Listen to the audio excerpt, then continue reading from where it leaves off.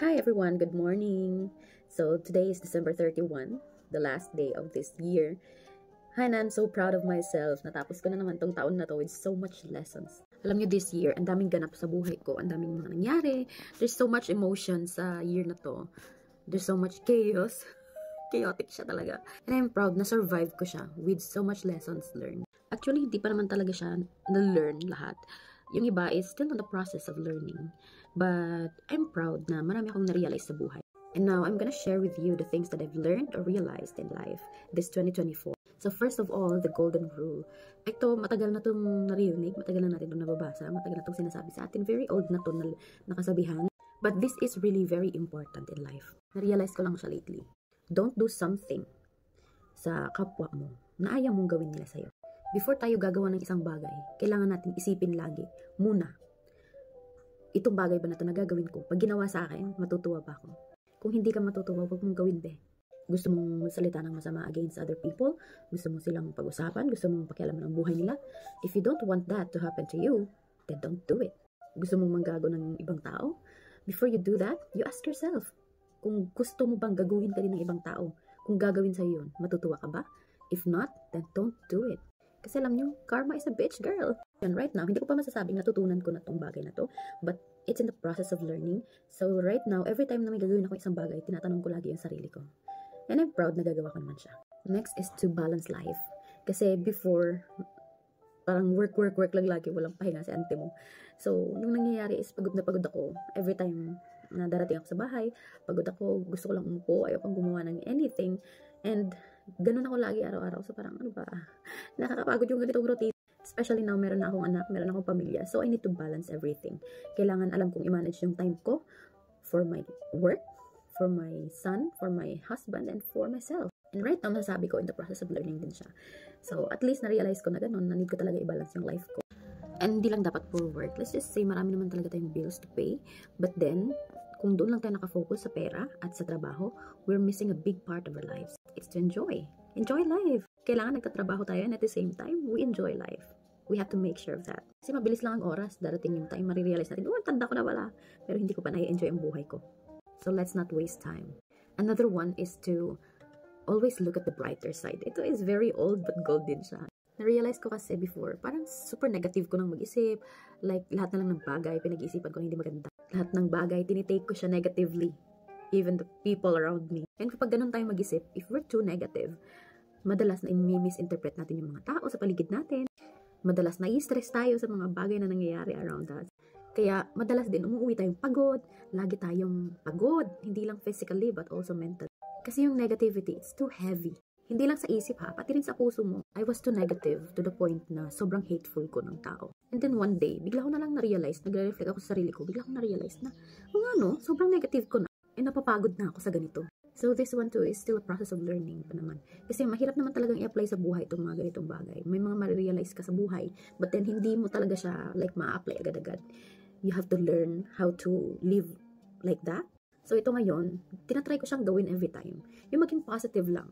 Gina-challenge ko yung sarili ko, like today, dapat maging positive ako, dapat positive lang yung mga labas sa bunganga ko, positive lang yung mga naiisip ko, dapat yung mga nangyayari sa paligid, hindi ko siya iti-take negatively. I will always look at the brighter side, the positive side of every situation, of every person. So, tinatry ko siyang ganun. And, mas nagiging understanding ako, mas light sa pakiramdam, masarap sa pakiramdam yung uuwi ka, na hindi ka sobrang pagod, hindi ka exhausted, physically, mentally, and emotionally. Ang sarap pala sa pakiramdam na hindi ka nag-hate ng mga tao. Minsan, di ba, iniisip natin, hindi naman niya deserve intindihin. Pero alam nyo, masarap din sa pakiramdam na iniintindi natin silang lahat, even if they don't deserve it. It's not for them, it's for you. Kasi ang goal mo dyan is yung peace of mind mo, hindi yung peace of mind nila. So, hindi natin tinitignan dito kung deserve nila o hindi. We are doing these things para sa sarili natin. So, ako talaga, mas pinipili ko na lang na i-avoid magsalita ng negative sa ibang tao. And ito, mahirap to siyang gawin kasi marami talagang temptations. Ang ginagawa ko actually is in the morning, lalo bago ko pumasok sa work, I always pray. Ito lagi sinasabi ko sa sarili ko na kailangan mag-pray ako, hindi ko dapat kakalimutan yun. So, napipray ako, Lord, please, tulungan niyo ako today, ganyan, na maiwasan magsalita ng negative and fill my heart with joy, hope, positivity, love, para wala siyang space for negativities and hate. Though hypocrite naman ako kung sasabihin ko na wala talagang nakakapasok kahit konti, meron naman. But then at least nababawasan siya. Yung prayer ko in the morning is really helpful. You should also try. Start your day with a prayer. Ang sarap lang sa pakiramdam. And then, at the end of the day, you pray as well. And also don't forget to always evaluate yourself and give time to reflect on yourself as well. Doon mo marirealize ano yung mga mali na nagawa mo for the day, ano yung mga good things na na-achieve mo for the day, para alam mo kung ano yung babaguhin mo at ano yung ikakontinue mo. Another one is to never hold grudges to anyone. Ito kasi, naging hateful ako. Like, sobrang hateful. Even if yung mga tao na wala namang ginagawa sa akin, hini-hate ko sila. Like, nakakainis lang sa pakiramdam, mga ganun. Naiirita ako sa kanya, ayoko siya, hindi ko siya bet. Ayoko siya, mga ganun. Ewan ko saan nanggagaling yun. I think one thing na pinanggagalingan ng mga ganyan na feeling is insecurity. Hindi lang natin matagaw sa sarili natin. Kasi minsan, dinajustify natin sarili. Bakit naman ako mai-insecure? Anong meron siya na wala ako? Diba? Pero hindi. Insecurity, madalas ang pinanggagalingan ng mga ganyan. Hini-hate mo yung isang tao na wala namang ginagawa sa'yo. Ganon. So, yun yung nangyayari sa akin before. And, mabigat nga siya sa pakiramdam. Even sa mga tao na nakagawa ng masama sa akin, talagang yung galit ko is talagang kinikip ko sa puso ko. Parang, alam mo yun, ang hirap magpatawa. But you know what? We should always forgive people na nakasakit sa atin. And we should learn how to let go yung mga grudges na hinuhold natin against other people na wala namang ginagawa sa atin. Kasi ang nahihirapan doon, tayo. Tayo ang nahihirapan, hindi sila. Tayo yung mabigat ang loob, tayo yung walang peace of mind. Kasi alam nyo, di ba, humingi tayo ng tawad sa Panginoon eh. Tapos tayo, hindi tayo marunong magpatawad, di ba? Who are we to ask for forgiveness to God? If tayo mismo, hindi tayo marunong gawin yun. Ayaw natin gawin yun. God wants us to forgive always. Even if hindi deserve ng tao na patawarin, we should always forgive. Kasi again, you're doing it not for them. You're doing it for yourself. And alam niyo, masarap talaga sa pakiramdam ng nakakapagpatawad ng mga tao. This year's gonna end. We should always forgive and let go of the hates sa mga puso natin. Huwag natin dalhin sa 2025 para magkaroon tayo ng fresh start. Another one is, ito talaga problema ko din before. Like, never judge other people. Hi! Kasi sa totoo lang, hindi naman natin alam completely, totally, kung ano yung mga nasa isip at nasa puso ng ibang tao. Andun lang tayo sa naghahaka-haka tayo. Si ganito, ganyan yan siya. Si ganito, ganito yung sinasabi siguro niyan. Si ganito, siguro naiinis yan. Mga ganun. Haka-haka lang natin lahat yon. And we're never sure kung ganun nga talaga yon. So the best thing is to avoid judging other people. Kasi at the end of the day, yun nga, hindi natin sila kilala totally. And wala tayong alam sa kung ano yung iniisip niya, ano yung intentions niya talaga. Yun yung na-realize ko lately. Kasi nga ako din, naghahaka-haka. Siguro si ganito, naiinis siguro yan. Siguro yung ganito, sinasabi niya ganito, ganyan. Puro tayo ganun eh. Puro lang tayo ganun eh, di ba? Wala naman tayong alam. So stop doing that. I'm also telling that to myself always. Stop doing that. Hindi mo alam kung anong iniisip nila sa'yo. Huwag kang praning. Ganun. Let's not overthink things, you know. Sometimes, hindi lahat ng bagay, it's all about us. Siguro minsan nagiging self-centered tayo too much. Na iniisip natin lahat na lang ng bagay about sa atin, tungkol sa atin, patungkol sa atin, ganun. But the reality is not, di ba? Kasi isipin mo what if? Isip ka ng isip na, si ganito, ganyan, sinasabi, si ganito, ganyan, iniisip niya, si ganito, ganyan, ginagawa. What if, hindi naman be? Oh, di sinong nagkasala ngayon? Ikaw. O ngayon, what if, ginagawa niya naman talaga yon? What if, nagsasalita talaga siya ng hindi maganda against you? Hindi mo na yon problema, be. Importante, ikaw, hindi mo siya pinag-iisipan ng masama. Hindi ka lugi doon. Kahit totoong ginagago ka ng tao, hindi ka lugi doon. Again, hindi yun para sa kanila, para yun sa'yo. Because the next lesson that I've learned is to always do the right thing. Alam naman siguro nating lahat ano yung tama at mali. Unless na lang talaga, we always justify things. We always justify our mistakes. That's what I'm doing before. Since gustong-gusto mong gawin yung isang bagay para hindi ka mag-guilty at hindi mo maisip na masama yung ginagawa mo, is you will justify it sa isip mo, sa mga tao sa paligid mo. Sasabihin mo, hindi, ginagawa ko lang naman yun kasi ganito, ganyan. Ang mali ay mali. So, don't try to justify things kasi sa puso mo, hindi mo yun ma-justify. You will always know it's wrong. And yung bigat sa puso mo, nandun lagi yon. Nakakatakot pag hindi na natin alam yung tama at mali. I didn't want myself to be in that situation, of course. So, talagang nung na-realize ko na ganun, sabi ko, kailangan i-admit ko yung mga wrongdoings ko. And kailangan itama ko lahat yun. Hindi din siya madaling gawin. Sobrang hirap itong gawin.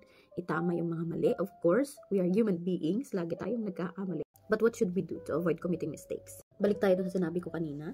We should always evaluate ourselves at the end of the day. In order for us to see what are the bad things or the wrongdoings that we did. And don't justify it. wrong is wrong. Ganun dapat ang mindset. Nang sa ganon, mababago mo ang sarili mo. Because if you keep justifying yourself, you'll never change. Yan ang lagi nating tatandaan. We want change. We want a better version of us. We should always acknowledge what is wrong and try to make it right. And also always choose to do the right thing hanggat kaya mo. And again, you cannot do this if hindi mo iaasa sa Panginoon yung guidance. It's very important to start your day asking God's guidance. Nang sa ganun, malalaman mo kung tama ba o hindi yung mga ginagawa mo. And you will have the strength, the wisdom to avoid doing those things. You won't be perfect because no one is perfect. Even if you keep praying like that, hindi tayo magiging perfecto na tao. Pero, alam ng Panginoon, if we are trying our best, God knows and God sees our hearts. Pwedeng mabuti ang image natin when it comes to other people, but God knows what's inside you. If your intentions aren't right, if you're doing wrong things, secretly, alam ng Panginoon lahat yan. And the last thing is, ito, the bravest thing I've done. Ito, sobrang hirap nito para sa taong ma-pride na kagaya ko. It's to admit your mistakes and apologize. Mahirap siyang gawin sa tao, be. Madali lang siya kapag kay God. Pero mahirap siyang gawin sa tao. Like, aaminin mo yung mistakes mo. You will acknowledge your mistakes. You will admit your mistakes and then ask for an apology.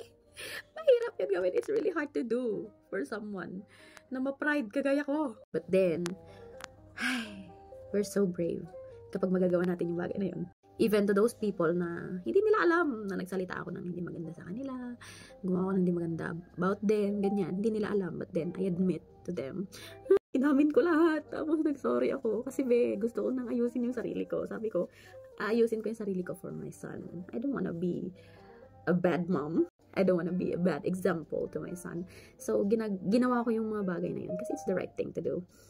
So, I said sorry to those people. Sabi ko, sorry, may nasabi ako na ganito, ganyan. Of course, you don't have to detail everything. But then, yun nga, alam naman ni Lord kung genuine yung pagsasorry mo or hindi. Of course, other people will say, naghuhubes kamay lang yan. Ginagawa lang yan kasi ganito, ganyan. Of course, other people will always say something against what you're doing. But then, it's not about what they say anymore. It's all about your peace of mind.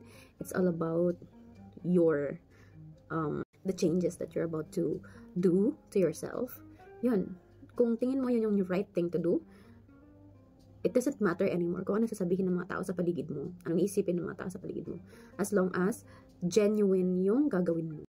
As long as tama yung gagawin mo. So, apologizing to the people you hurt is the right thing to do, of course. Of course, we shouldn't expect something in return. We shouldn't always expect na mapapatawad tayo. We shouldn't always expect na magiging okay lahat. And yun yung brave part dun eh. Yung hindi mo alam kung after mong i-admit yung mistakes mo and after mo mag-apologize is magiging okay ba? Ano yung magiging reaction? Ano yung sasabihin? Ganun. Yun yung scary part doon. But then, of course, just do it. It's the right thing to do. Just do it. Bahala na kung anong mangyari. And kasi dyan nagsisimula. Kung gusto mo talaga i-change yung sarili mo for the better, it starts there. Masarap sa pakiramdam na nakahingi ka ng tawad sa mga taong nasaktan mo. It doesn't matter anymore kung sila ba yung nag-trigger sa'yo para gawin yung bagay na yun, or ano man yung dahilan mo kung bakit nagawa mo yung mga ganung bagay. It doesn't matter anymore. As long as nakasakit ka, as long as nakagawa ka na hindi maganda sa ibang tao, should always apologize. Kung need nating mag-forgive na ibang tao, need din nating mag-apologize, of course. That's very important. Also, we should ask for apology sa mga sarili natin because we've been too hard to ourselves. So, we deserve an apology from ourselves. Yun. Humingi ka ng tawad sa sarili mo, be. Kasi pinapahirapan mo yung sarili mo. Kaya nga sabi ko, everyone deserves an apology. Lahat na nasaktan mo deserves an apology, including yourself. Huwag na huwag mong kakalimutan ang sarili mo lagi. So, yun yung mga bagay na na-realize ko this year. And then, those are big things enough for me. Syempre, to make myself a better person. Of course, I cannot do it without the help of God. We should always let God be by our side. Especially kung gusto natin maging better na tao, maging better version of ourselves. So, yun nga. Hindi natin mabe-better ang sarili natin kung hindi natin gagawin yung mga ganung bagay. So, I hope this 2025, makapag-start tayong lahat ng fresh. Maging happy lang ang lahat. And yun yung goal ko this year.